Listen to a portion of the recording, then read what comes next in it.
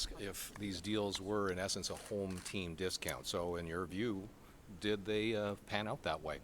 Well, again, I think that both of the individuals, I think, would have commanded, a lot on the open market. I think that, when we did have conversations with them, some of the things that were brought up with obviously each respective agent was that, the player's desire to win, it's the organization's desire to win. We are living in a cap world, so there probably was some give on their parts as far as.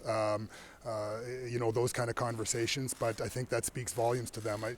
Because it was really apparent when we did start negotiating that, it was a negotiation that you could tell there wanted to be an end result. It wasn't, it wasn't one of those to just kind of see if we can test the waters. Both had a sincere desire to push it across the finish line.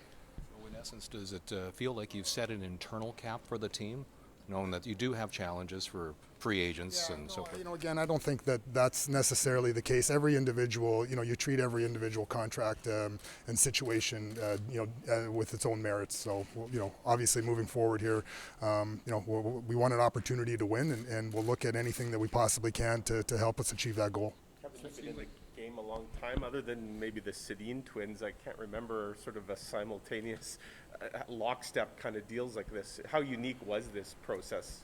It was pretty unique, and again, behind the scenes, lots of. I guess the biggest thing there was a lot of transparency between the representatives and ourselves, and we kind of it was unique in the sense that I think that we probably shared some things with the other camp about what was maybe going on more so than we would ever have done with with anything else, because I think in our mind. It would have been great to get one. It would have been great to get the other, but we really wanted to get both done. And $119 million commitment here. I mean, what's the message? I think it's pretty clear, but what's the message from the organization to put that kind of investment here? Well, I think, Mark Chipman and David Thompson and the board and obviously John Olford, our president, will speak with one unanimous voice, and that's about the commitment to win, the commitment to Winnipeg, the commitment to the fans. Mark said it many, many times. He's the custodian of the franchise. Unfortunately, they call it the owner, but this is Winnipeg's team, and again, I think that speaks volumes that two players that obviously weren't on the doorstep of free agency, but had the opportunity to kind of seek and look if they really wanted to win, wanted to commit and win in Winnipeg. From either side to get her done before camp, and then if it didn't, leave it? Well, I don't know so much leave it because, again, I think for us, there was some, I guess, dialogue that said, like, if we can do this, let's try to get this done now because this is, again, an important step. And I think, the uniqueness of it yesterday was awesome where, once we got the final yeses from both of them, they got the opportunity to stand in front of their teams in a team meeting and say, that they were committing to Winnipeg. And, the roar that came out of the dressing room, unfortunately, I wasn't in there, but I was walking by it at the time, and the roar that came out of the dressing room, I knew exactly what had happened. Do you think if it hadn't happened yesterday, it could have happened during the season, or no, it would have been left? Doesn't matter. It happened. Kevin, is there a tangible benefit for you in your job to have two guys that you drafted that are, are going to be here for their career? Well, I think Scheif probably mentioned it a couple of times there.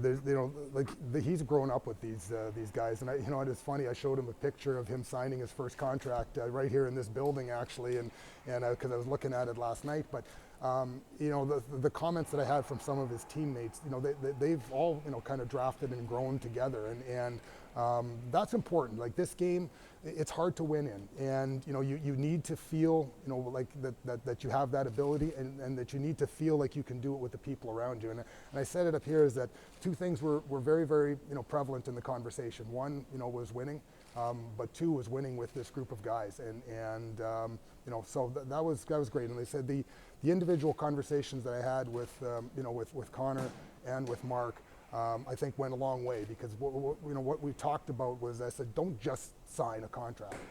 If you want to be a Winnipeg Jet, let's get this done. So how important is that for the franchise in the long term? You have two draft and develop guys that will presumably retire here now. for the Winnipeg Jets to go out to the rest of the league, to bring prospects here, to bring free agents here? How important is that going to be? Well, I think it does speak volumes because they are top end players in the National Hockey League. They're the top of their their respective positions, and those are hard to find, and they're harder to keep.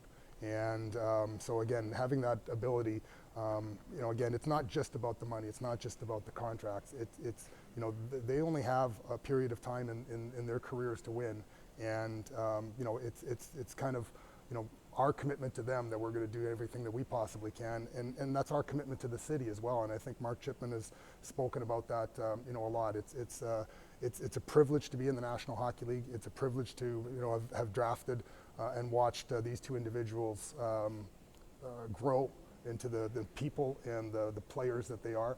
And again, it's just a thrill to be able to to have them moving forward with the Jets. Both players spoke to how I want to say influential it was to hear you kind of open up a little bit about what the plan is and what the vision is. What was the advantage in being a little bit more transparent and sharing that vision with them? Well, because this is their team. It's not just my team, but I'm tasked with making some tough decisions. I'm tasked with making sure that things fit under the cap and those things. So I brought them some stuff. I showed them some things that again how the process does unfold when you're trying to do massive things like this, and what it means and what it means kind of moving forward, and not just for themselves, but for for potentially other individuals as well. Because as John alluded to, there is like they probably could have gotten more individually and on the open market in an open bidding war, but again that was their commitment to us to try to make sure that we had resources still available to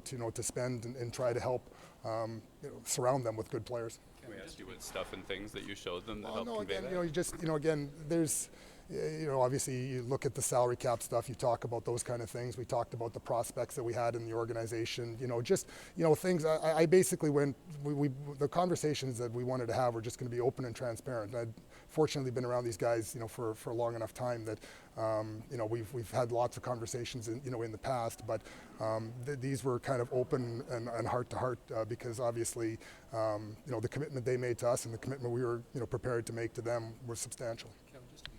The picture of Mark signing his contract, his first contract there, have you been carrying that around in your camera roll for 12 years?